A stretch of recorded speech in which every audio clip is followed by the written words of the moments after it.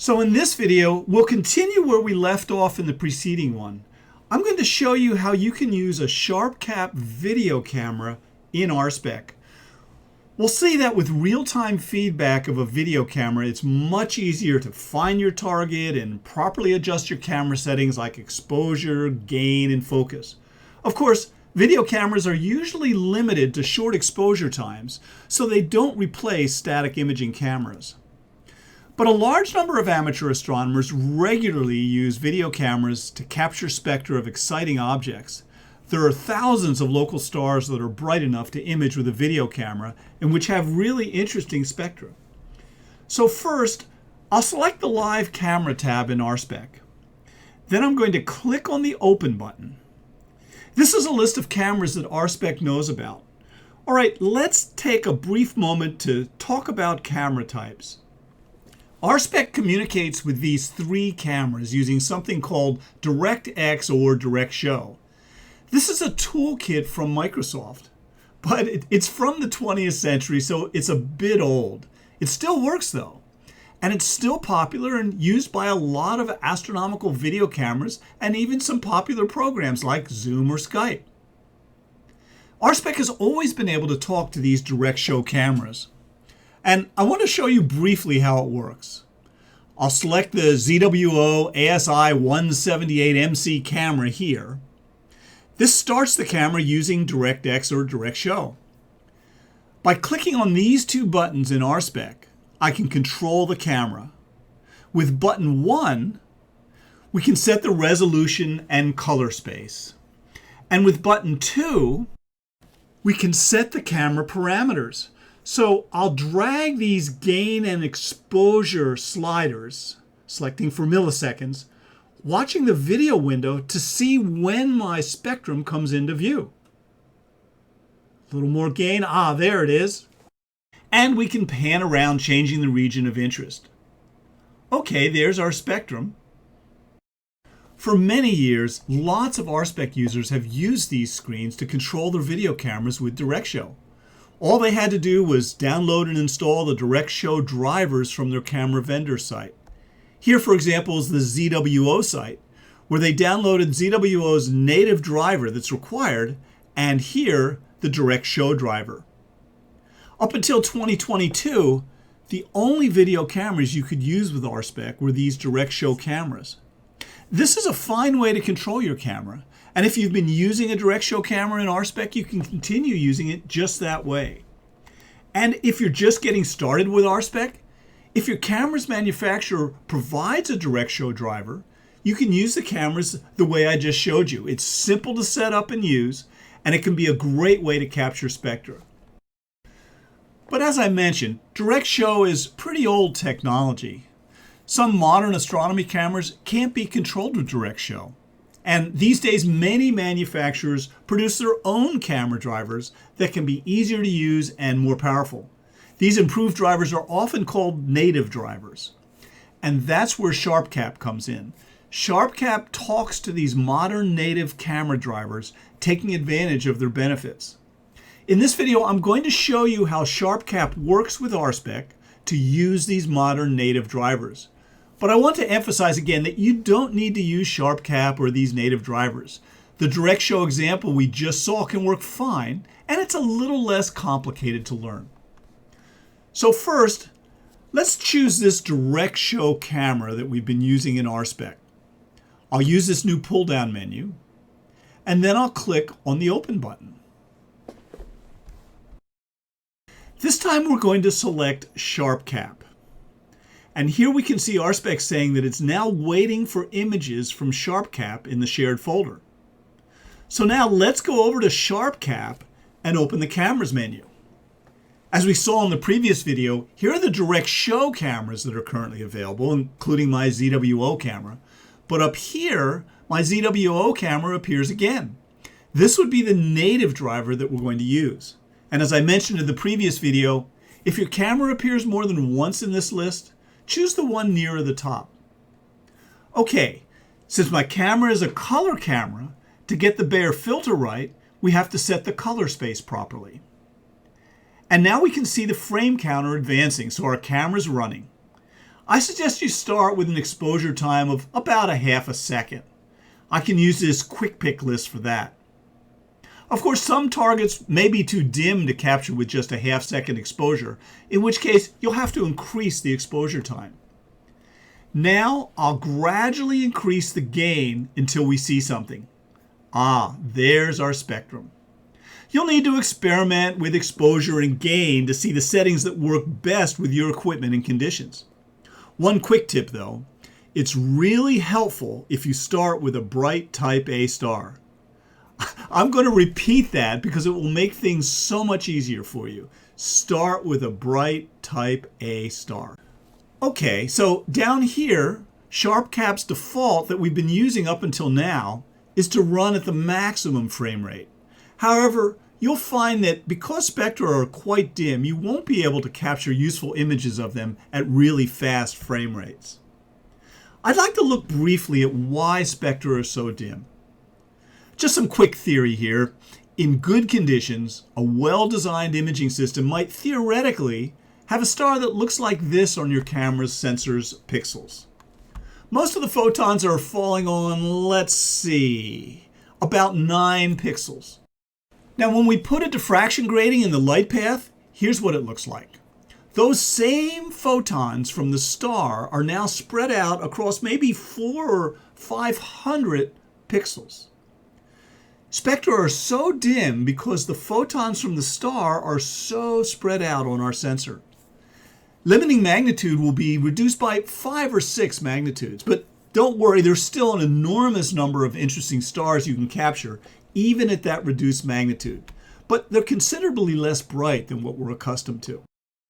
So there's no point in going at an unlimited maximum frame rate on these dim spectra if we're going to need exposure times of a half a second or more to capture good images. So to start out, let's limit the frame rate in SharpCap to say 2 frames per second. By the way, I suggest that you do some dry runs before you go out under the stars. As with any new setup, it's easier when you're calm and relaxed rather than out in the dark, in the cold, tripping over cables and watching precious observing time tick by. So initially, you can just lay down your camera on your desk indoors. It doesn't even have to be on your telescope. Some cameras come with a fisheye lens that you can use, or actually you don't even need a lens because on your desktop, you're not imaging. You're just walking through the steps I'm showing you in these videos to see how it all comes together. Okay, to check out our configuration, whether we're doing a dry run or under the stars, let's capture just 1 frame to see how it looks in RSpec. I'll click the snapshot button here. There we go. The frame came through to RSpec just fine. Let's see, the current width of our capture area from the camera sensor is 3096 by 2080, or about 6 megapixels total. And over here in RSpec, we can see the profile is the same 3096 across. Some cameras have sensors that are much, much bigger, perhaps 18 or 20 megapixels or even larger. That's a lot of data to lug around, especially if you're making videos, which we're going to do in just a moment. But consider this. Our spectrum occupies such a very tiny region of this huge image. We don't even need the pixels outside this region. So let's shrink the capture area in SharpCap. Our spectra are going to be less than, let's see, about 1,000 pixels long, and their height, only a few dozen pixels. So let's shrink our capture area here to say a 1280 by 720. Our spectrum disappeared. Where'd it go? Well, back here on the full sensor view, of course, it isn't exactly in the center of the image, right? It's up a bit and a bit to the right. When we initially shrink the capture region, SharpCap shrinks it to an area right in the center here. Well, all this, and you're probably way ahead of me here, isn't really a problem. Let's go back to the zoomed view. And here I can use my mouse to drag this region of interest up to where I saw the spectrum in the large image. There. Great. Now we can see the entire spectrum and the zero order star in our view. So let's see how this smaller capture area looks in RSpec. I'll click snapshot again. There's the frame in RSpec. Of course, as we'd expect, once again, the image width in RSpec matches the width in SharpCap, 1280 pixels across. So now we have a nice small image that will be faster and take up less space. So now finally, let's go to live video. Over in SharpCap, I'll use Quick Capture. So SharpCap shows us here that it's capturing frames, and as we've seen in the past, we can see the frame counter advancing here. And in RSpec, we can see that it's receiving frames because its counter is advancing and the file name at the top is also changing. And wow, look at that profile. It really is a live spectrum. We can see it changing. Notice that SharpCap says it's exporting at this frame rate, and here in RSpec, it's importing at this frame rate. How fast you can go with SharpCap and RSpec depends on how fast your computer is and how big these images are. If you're running XP and you only have, say, 640K of RAM, don't expect much. But even with a fast computer, don't try and push a huge 15 or 20 megapixel image through this pipeline at 10 frames per second. I mean, since spectra are so small and dim, there's no reason to. That's why we cropped the capture area and limited the frame rate in SharpCap. The next step would be to fine-tune your focus and exposure levels. And I know I promised earlier to do that in this video, but you know, this video has gotten pretty long already, so I've moved that to the next video so that we can devote enough time to it. But here, I do have some additional hints I want to share with you. First, I want to remind you that when you've got your focus and exposure levels set the way you want them, you can capture a single image to disk with this button in RSpec. And you can use its record button to create a video recording, which you then play back on the video file tab.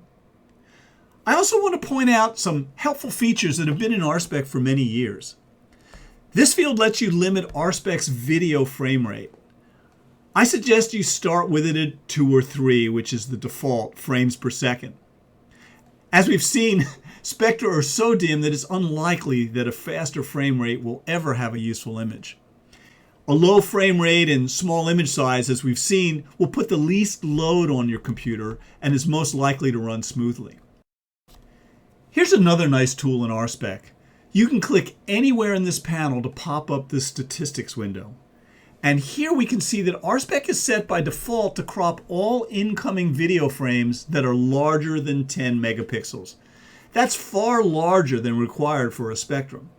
But this automatic cropping keeps RSpec running fast even if you accidentally throw a 20 or 30 megapixel image at it. But hey, if you want to experiment and see if your computer can handle it, you can raise the maximum frame rate size and frame rates. Okay, let's stop SharpCap's capture. It shows here that there were 245 frames captured and sent to RSpec. Let's open that shared folder. Hey, if SharpCap captured 245 files, why don't we see them in this shared folder? The answer is under this RSpec configuration button. RSpec by default will delete video image files from the shared folder after it opens them. That keeps the shared folder from getting cluttered with hundreds or even thousands of video frames. So if RSpec's deleting frames after displaying them, why are there any files at all in this folder we're looking at? Well, they could be the previous static images I captured, or they could be video frames that came too quickly from SharpCap for RSpec to read, so RSpec just dropped them. Okay, so that's how RSpec's video tie-in from SharpCap works. Here are the steps I just showed you. In RSpec, we open the SharpCap camera. That doesn't have to be first, but it's something we need to do. Then in SharpCap, open your camera and point your telescope or DSLR at your target. Use your camera's full capture area, full frame rate, and then adjust exposure and gain as needed. Once you've acquired your target, reduce the frame size to, say, 1280 by 720 and use the region of interest box so you can see your spectrum. Set the output format to PNG files. Set the color format to RGB24 if you're using a color camera. Set the frame rate to 2 frames per second. Use Quick Capture to start sending frames to RSpec. And then in RSpec, as we'll see in the next video, use the 3D pixel map to confirm the image is properly exposed. And finally, if you want, use the red record button in RSpec to capture the spectrum. I know that seems like a lot of steps, but once you've gone through it a handful of times, you'll see it become second nature. By the way, as a final hint in this video, on SharpCap's settings screen, under General, you can configure the program to automatically reconnect to the last camera used and to restore that camera's previous settings when opening it. This will make things easier for you the next time you start SharpCap. Okay, so that's it for this video. In the next one, we'll talk about how to use RSpec's tools like the 3D pixel map to assure you get the best possible spectra images.